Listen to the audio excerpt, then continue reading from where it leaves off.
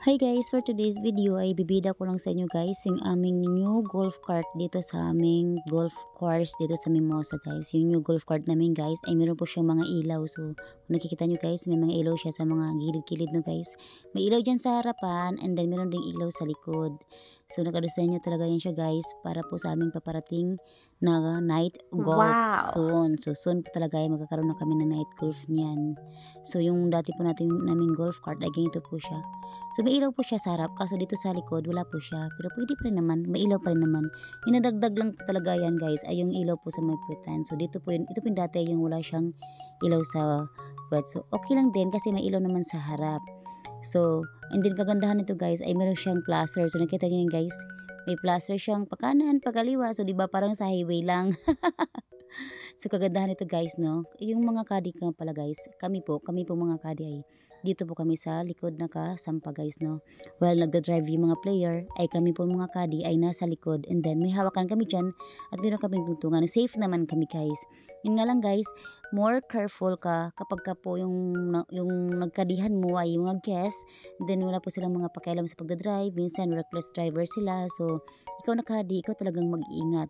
So yun nga po guys, kapag ka po nagda-drive yung player ay wag po talaga tayo mag-cellphone. So kaya nga lang po guys, nakita nyo na may nag-video ako.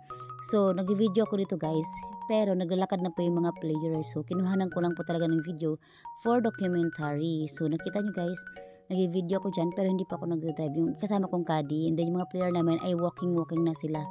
So kaya po nakapag-video ako.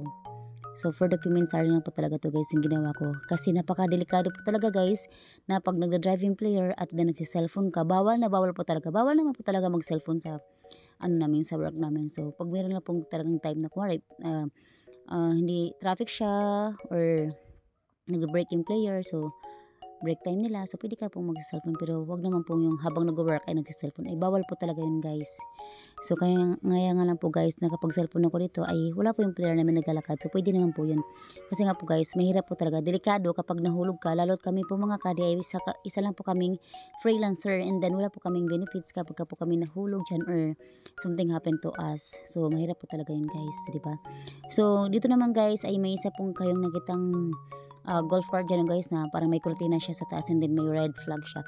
So ito po design po yan guys kasi po yung may-ari po niyan isang member and then pag member po kasi kayo sa Mimosa ay pwede kayo mag-provide ng sarili nyong golf cart. And then meron din po silang sariling regular caddy na mag-maintain po sa kanilang mga golf cart.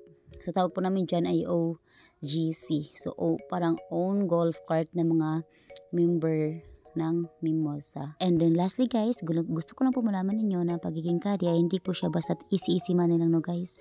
Ito po ay aming pinaghirapan, sipag at tiyaga ang puhunan sa init at ulan ang aming kalaban. So hanggang dito na lang guys. Thank you for watching. Bye bye.